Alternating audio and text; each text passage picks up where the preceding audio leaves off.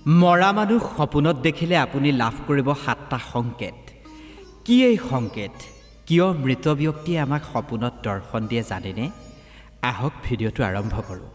নমস্কাৰ, মই কৃষ্ণ ভূঞা। আপুনি চাই আছে be positive and always be positive. জন্ম আৰু মৃত্যু জীৱনৰ আটাইতকৈ ডাঙৰ সত্য।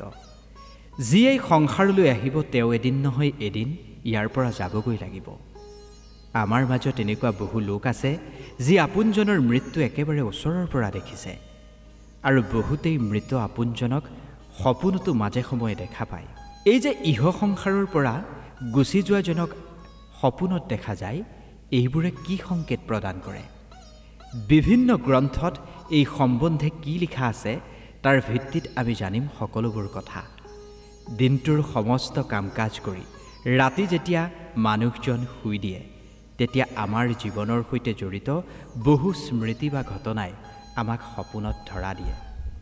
আপোনাৰো নিশ্চয় চাগে এনেকুৱা হয়। এই কথাবোৰ আজি আপোনাক আমি প্ৰাচীন গ্ৰন্থৰ অন্যতম স্বপ্নশাস্ত্ৰৰ মতে ক'ম। প্ৰাচীন ঋষিমুনিসকলে বহু বছৰ যোগাভ্যাস আৰু তপস্যাৰ বলত ব্ৰহ্মাণ্ডৰ সেইবোৰ ৰহস্যৰ বিষয়ে কৈছে, যিবোৰৰ বিষয়ে আপুনি স্বপ্নশাস্ত্ৰত সম্পূৰ্ণ জ্ঞান লাভ কৰিব। আমি সপোনত দেখা প্ৰতিটো বস্তুৰে বিভিন্ন অৰ্থ আছে। যেনে ধৰক সপোনত মৃত আপোনজনক দেখা, মৃত আপোনজনে সপোনত কন্দা, মৃত আপোনজনে হহা, বা সপোনত আমাৰ মৃত আপোনজনে আপোনাৰ পৰা কিবা বিচৰা, এই সকলোবোৰ সপোনৰ অৰ্থ বেলেগ বেলেগ হয়। ইয়াৰ পৰা আপুনি কিছুমান সংকেতো লাভ কৰিব, যিখিনি সপোনত আপোনাক মৃত আপোনজনে দিব। যদি আপুনিও এই সপোনবোৰৰ ৰহস্য আৰু সংকেতৰ বিষয়ে জানিব বিচাৰে, তেন্তে ভিডিঅ'টো আজি স্কিপ নকৰাকৈ শেষলৈকে চাব। যেতিয়া আমি সপোনত আমাৰ পূৰ্বপুৰুষক দেখোঁ, তেতিয়া সেইখিনিৰ মাধ্যমেৰে আমি ভৱিষ্যতৰ বিষয়ে কিছু জ্ঞান লাভ কৰোঁ। বহুতেই সপোনত নিজৰ স্বৰ্গগামী পিতৃ মাতৃক দেখে, কিছুমানে সৰু ল'ৰা ছোৱালী দেখে, আন কিছুমানে ককাক আইতাকক দেখে। যদি আমি এইবোৰৰ গভীৰতালৈ সোমাই যাওঁ, তেতিয়া সপোনৰ অৰ্থ আমি বুজিব পাৰিম। শাস্ত্ৰই কৈছে, সপোনে আমাক ভৱিষ্যতৰ সৈতে জড়িত সংকেত প্ৰদান কৰে। কেতিয়াবা আমি সপোনত আমাৰ পূৰ্বজন্মও দেখোঁ। আমি বিভিন্ন সময়ত সপোনত এনেকুৱা মানুহকো দেখোঁ যাক আমি কেতিয়াও লগেই পোৱা নাই।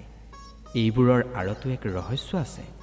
ব্ৰহ্মাণ্ডই আমাক কিবা নহয় কিবা এক ক'ব বিচাৰে, যিখিনি আমি ভালকৈ বুজি লোৱাটো দৰকাৰ। তেতিয়াহে আমি সেই সপোনটোৰ ফল লাভ কৰিবলৈ সক্ষম হ'ম। আমি দিনটোত কি ভাবিছোঁ তাৰ ওপৰত সপোন নিৰ্ভৰ নকৰে। যদি তেনেকুৱাই হ'লহেঁতেন, তেন্তে আমি দেখোন সদায় আত্মীয় স্বজনক সপোনতেই দেখিলোহেঁতেন।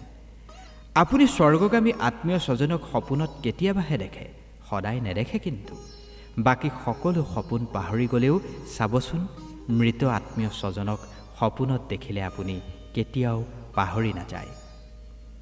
কেতিয়াবা আপোনাৰ মনলৈ এই প্ৰশ্ন আহিছেনে, কিয় এনেবোৰ সপোন আমি দেখা পাওঁ? যিজন ব্যক্তি আমাৰ মাজৰ পৰা আঁতৰি গ'ল, যিজনে এই সংসাৰৰ পৰা মেলানি মাগিলে, তেওঁলোকে কিয় আমাক সপোনত দৰ্শন দিয়ে? ইয়াৰ ৰহস্য কি? কেতিয়াবা আমাৰ খুব আপোন মানুহৰ অকাল মৃত্যু যেতিয়া হয়, তেতিয়া সেই ব্যক্তিজনৰ কথা মনলৈ আহি থাকে আৰু আমাক সপোনতো দৰ্শন দিয়ে। আৰু সেইখিনিৰ পৰা আমি বহু সময়ত বাহিৰলৈ ওলাই আহিব নোৱাৰোঁ। ঘৰখনৰ কোনো লোকৰ যদি অকাল মৃত্যু হৈছে, তেন্তে সেই পৰিস্থিতিৰ পৰা ঘৰখনৰ অন্যান্য সদস্যসকলো বাহিৰলৈ ওলাই আহিব নোৱাৰে। যদি কোনোবা ব্যক্তিয়ে কিবা বেমাৰৰ পিছত মৃত্যু লাভ কৰিছে আৰু সেইজন ব্যক্তিৰ বেমাৰ যদি আপুনি সপোনত ভাল হোৱা দেখিছে, তেন্তে তাৰ অৰ্থ বা সংকেত হ'ল কোনোবা ভাল স্থানত তেওঁৰ পুনৰ জন্ম হৈছে। আৰু এই সপোনৰ মাধ্যমেৰে তেওঁ আপোনাক এইটোৱেই সংকেত দিছে, তেওঁৰ কথা ভাবি আপুনি যাতে আৰু নিজকে কষ্ট নিদিয়ে। স্বপ্নশাস্ত্ৰই এনে সপোনক আশ্বাস সপোন বুলি অভিহিত কৰিছে। সেইজন ব্যক্তিয়ে, যিজন আমাৰ পূৰ্বপুৰুষ, কিবা বেমাৰত যদি তেওঁৰ মৃত্যু হৈছে আৰু কোনোবা ভাল স্থানত যদি তেওঁৰ পুনৰ জন্ম হয় আৰু সেইখিনিক লৈ যদি তেওঁ সুখী, তেতিয়া তেওঁৰ বেমাৰ ভাল হোৱাৰ সপোন আপুনি দেখিব পাৰে।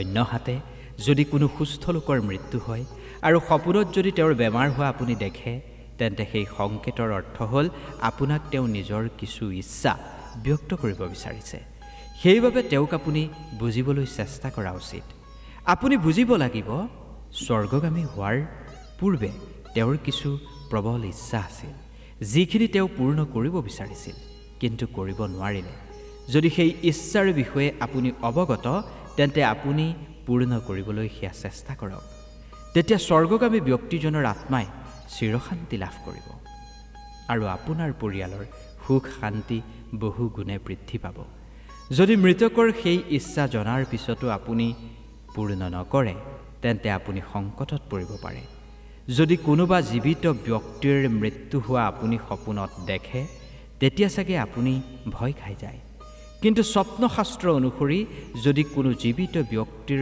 মৃত্যু হোৱা আপুনি দেখে তেন্তে ইয়াৰ সংকেত হ'ল ব্যক্তিজনৰ আয়ুস বৃদ্ধি হৈছে এনেকুৱা ব্যক্তিয়ে দীৰ্ঘায়ু লাভ কৰে আমি বহুতেই প্ৰায়ে আমাৰ স্বৰ্গগামী আত্মীয় স্বজনক সপোনত দেখা পাওঁ কিন্তু আমাক একোৱেই নকয় সেইবাবে আমি সেই সপোন বুজিব নোৱাৰোঁ কিন্তু স্বপ্নশাস্ত্ৰৰ অনুসৰি যদি মৃত আত্মীয় স্বজনক সপোনত দেখোঁ আৰু তেওঁলোকে যদি আমাক একোৱেই নকয় তাৰ অৰ্থ হ'ল আমাৰ জীৱনৰ গতিবিধিৰ প্ৰতি তেওঁলোকে আমাক সোঁৱৰাই দিয়ে আমি কোন পথেৰে গৈ আছোঁ ভুল শুদ্ধ সেয়া এবাৰ বিচাৰ কৰি চোৱাৰ সময় আহিছে যদি সপোনত আপোনাৰ স্বৰ্গগামী পিতৃ মাতৃ বা আপোনজনে একো নোকোৱাকৈ আপোনাক আশীৰ্বাদ দি গুচি যায় তেন্তে বুজিব আপোনাৰ দ্বাৰা কিবা এক ভাল কৰ্ম হ'বলৈ গৈ আছে আৰু সেইখিনিত আপুনি সফল নিশ্চয় হ'বই যদি আপুনি আপোনাৰ মৃত আত্মীয় স্বজনক সপোনত হতাশ ভয় খোৱা বা মন মাৰি থকা উদাস দেখিছে তেন্তে তাৰ অৰ্থ হ'ল আপোনাৰ দ্বাৰা কৰা কৰ্মত তেওঁ অসন্তুষ্ট প্ৰসন্ন নহয় উদাস সেইবাবে তেনে কৰ্ম আপুনি এৰি দিয়া উচিত কিয়নো তাৰ পৰিণাম কেতিয়াও ভাল নহয় কেতিয়াবা আমি সপোনত মৃতকে আমাক কিবা বস্তু খোজা দেখোঁ মুখেৰে কিন্তু একো নকয় কিন্তু আমি তেনেকুৱা এক আভাস লাভ কৰোঁ এনেকুৱা লাগে তেওঁৰ গাত কাপোৰ নাই ভৰিত জোতা চেণ্ডেল একোৱেই দেখা নাপাওঁ ভোকত থকা যেন আমাৰ অনুভৱ হয় এনেকুৱা লাগে মৃতকে কিবা বিচাৰিছে এনেকুৱাত সেই বস্তুটো যিমান পাৰে সোনকালে কোনোবা ব্ৰাহ্মণ বা অসহায় দৰিদ্ৰজনক দান কৰিব বা মন্দিৰলৈ গৈ সেই স্বৰ্গগামী মৃত ব্যক্তিজনৰ আত্মাৰ শান্তিৰ বাবে বস্তুটো দান কৰিব লাগে যিজনকেই দান কৰে মনতে ভাবি ল'ব যিয়েই আমি দান কৰিছোঁ সেয়া যেন আমাৰ মৃত আত্মীয় স্বজনে লাভ কৰে এনেকুৱা কৰিলে মৃতকৰ আত্মাই চিৰশান্তি লাভ কৰিব আৰু আপোনাৰ মনৰ ইচ্ছা পূৰণ হ'ব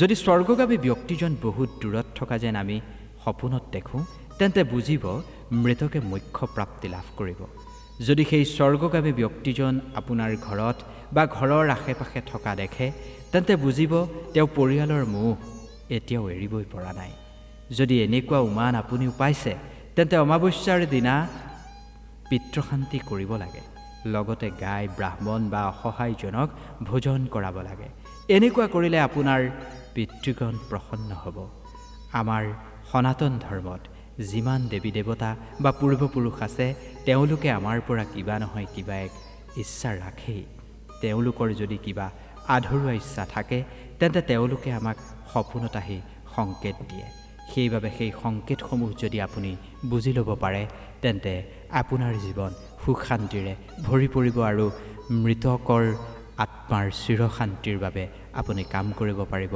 আত্মাৰ সদ্গতিৰ বাবে আপুনি কাম কৰিব পাৰিব এইবোৰ স্বপ্নশাস্ত্ৰত উল্লেখ থকা কথা আৰু এনেকুৱা ধৰণৰ কথা যুগে যুগে আমাৰ মানুহে বিশ্বাস কৰি আহিছে মানিলে ধান নামানিলে পতান বিশ্বাস কৰাটো আপোনাৰ লগত কথা ভিডিঅ'টো যদি ভাল লাগিল অনুগ্ৰহ কৰি লাইক কৰিব কমেণ্ট কৰিব শ্বেয়াৰ কৰিব আৰু চেনেলটো ছাবস্ক্ৰাইব কৰি দিবলৈ নাপাহৰিব ধন্যবাদ